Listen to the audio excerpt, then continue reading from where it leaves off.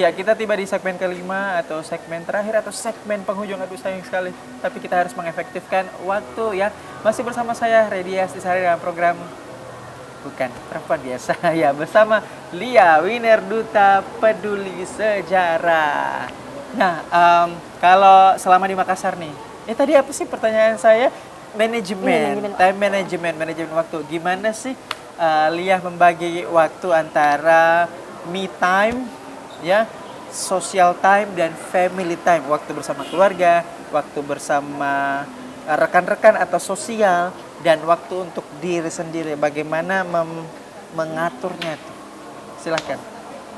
Mungkin kalau untuk keluarga, untuk teman mungkin itu nggak ada pembagian Kak, karena setiap hari saya selalu menelpon orang tua saya. Kalau untuk teman juga saya sering dan setiap hari bertemu teman-teman saya. Bagaimana, karena untuk di dunia farmasi itu sangat sibuk sekali dan yang mengharuskan padat banget ya. Betul Kak, yang mengharuskan saya bertemu teman-teman saya setiap hari. Dan di tengah-tengah kesibukan saya di situ Kak, saya selalu menelpon orang tua saya. Jadi tidak ada pembagian begitu Kak, untuk pembagian keluarga, pembagian teman gitu Kak.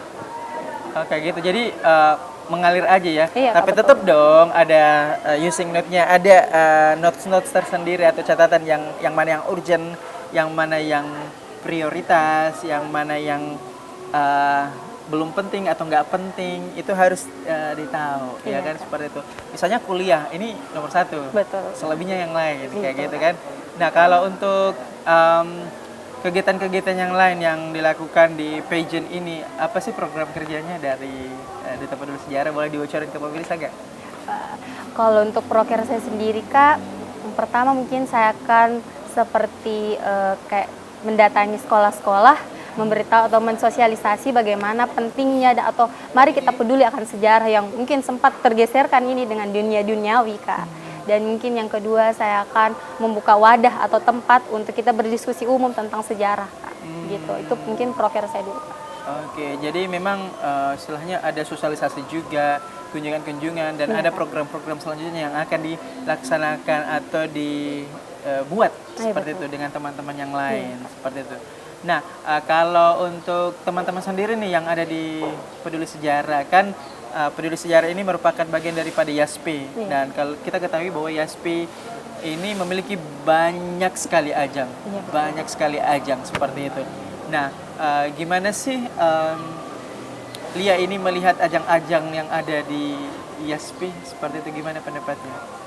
Wah, sangat keren ya Kak, karena sudah banyak sekali event-event dan keberhasilan, dan dari situ juga saya terinspirasi, termotivasi, bilang wah sangat keren untuk menjadi seorang ini. Dan tidak lupa lagi Kak, kita harus melihat kayak mereka bisa seperti itu ya.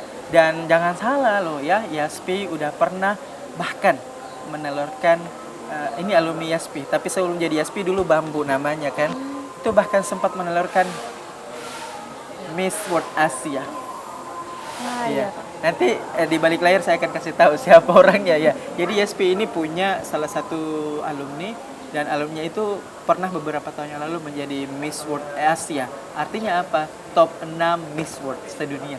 Kayak gitu. Jadi bangga banget dong ya sebagai bagian daripada YASPI. Boleh minta tepuk tangan untuk YASPI dong. Wah, keren. Nah, pasti Kak Irfan dan teman-teman YASPI melihat ini, teman-teman Duta Peduli Sejarah Sulsel dan duta-duta yang lain. Nah, kalau kita berbicara mengenai yang lain nih ya, kan Lia ini sekarang tinggal di Makassar ya, terus dari Papua, tapi ternyata kelahiran Sopeng. Iya Kak. Masih lancar bahasa daerah nggak sih? Sopeng Kak? Tidak Kak. Oh tidak? Iya, tapi kalau untuk memahami ngerti Kak. Oke. Ada nggak sih penyesalan kenapa nggak bisa berbahasa daerah atau berbahasa lokal? Iya banget Kak, kayak aduh kenapa sih saya nggak belajar dari kecil ini berbahasa daerah atau lebih ke daerah saya gini, kenapa sih gitu. Sekarang baru menyesal Kak, dan sebenarnya nggak ada kata penyesalan Kak, dan untuk sekarang saya lagi belajar untuk harus nih bisa nih bahasa daerah, apalagi dari daerah sendiri nih Kak. Iya, itu wajib tuh jadi resolusi tahun 2024. Iya, mengenal kembali bahasa lokal. Iya Kak. Kayak gitu. Jadi bukan cuma sejarah yang kita harus kenal, tetapi kearifan-kearifan lokal seperti menguasai bahasa daerah Iya, betul. yang merupakan identitas ya kita sebagai seorang yang salah satu sub etnik dari bangsa kita yaitu mengenali dan menguasai bahasa daerah. Iya. Nah, kalau salah satu syarat untuk kita bisa cross atau mendaftar di duta-duta yang lain ya seperti duta bahasa itu kita harus menguasai bahasa daerah, bahasa Indonesia dan bahasa internasional. Seperti itu. Jadi untuk kedepannya ini bisa atau patut jadi resolusi 2024 Iya, nih Lia. Ya, lanjut lagi di hal lainnya. Nah, bagaimana sih Lia ini melihat ada nggak sih istilahnya fenomena-fenomena di Papua sana mengenai wanita-wanita yang belum sempat mengenyam pendidikan atau mungkin biasa berinteraksi dengan penduduk-penduduk yang belum mengenyam pendidikan dalam hal ini mungkin yang masih sangat tradisional begitu. Biasa nggak sih ada dalam lingkungan seperti itu atau mungkin lingkungannya hanya seperti ini, maksudnya modern seperti di Makassar atau gimana sih? Mungkin kalau di Merauke Kak, mungkin dia itu seperti ada juga beberapa kayak tempat atau pedalaman yang mungkin minimnya akan pendidikan Kak. Kayak kurangi pendidikan mungkin karena kurangnya juga ada sekolah persekolahan di sana Kak. Dan mungkin di sana tingkat pernikahan dininya tuh kuat banget Kak. Itu terutama untuk orang-orang yang masih sangat tradisional ya? Iya Kak, betul. Kalau secara geografi itu dekat atau jauh nggak sih dari pemukimannya atau tempat tinggalnya Lia dengan pribumi, kita menyebutnya pribumi Iya, orang Kak. Papua asli, itu dekat atau jauh nggak sih? Dekat Kak. Dekat? Iya dekat. Jadi biasa berinteraksi? Iya Kak, sering Kak. Itu dalam hal apa biasa berinteraksi dengan mereka? Mungkin seperti cerita-cerita biasa Kak itu kalau untuk berinteraksi dengan mereka dan terkadang ada juga kayak pembahasan-pembahasan atau biasa Kak mereka juga jiwa-jiwa ingin tahunya tuh ada Kak. Contoh kita lagi melakukan seperti contoh Buat kita TikTok? kita lagi melakukan kayak adat kan biasa ada adat Kak. Itu pasti mereka tahu ini kenapa bisa, kenapa begini begitu Kak. Wah luar biasa. Sebetulnya masih banyak nih hal yang pengen kita bahas, tapi sayang sekali waktu kita terbatas. Oke, kita masuk ke kesimpulannya. Boleh nggak sih disimpulkan atau mungkin pesan-pesan nih? Pesan-pesan apa yang ingin disampaikan kepada pemirsa yang ada di rumah, terutama wanita ya yang ada di rumah? Silahkan.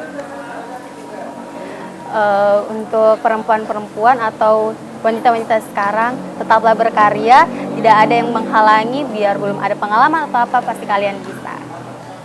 Itu aja? Iya, Kak. Pokoknya dream, believe, and make it happen. Betul, Kak. Manjada wajada. Ya, terima kasih Lia sudah hadir di Iya, Kak. program Native Sulsel, program Bukan Perempuan Biasa. Ini sangat menginspirasi. Ya, terima kasih winner Duta Peduli Sejarah Sulawesi Selatan 2023. Yeay. Sehat selalu, kita jumpa-jumpa nanti. Terima kasih, Kak. Amin. Ya, pemirsa, itulah tadi obrolan kita bersama Lia, seorang pageant fighter, winner Duta Peduli Sejarah Sulawesi Selatan tahun 2023, generasi Z. Semoga ini bisa menginspirasi dan tentunya menambah insight atau pengalaman serta inspirasi ataupun motivasi untuk teman-teman generasi Z. Akhir kata seluruh kerabat kerja Native Sulsel pamit undur diri. Saya Rediasi Zahril. Kita jumpa di program selanjutnya dalam program Bukan Perempuan Biasa. Dah.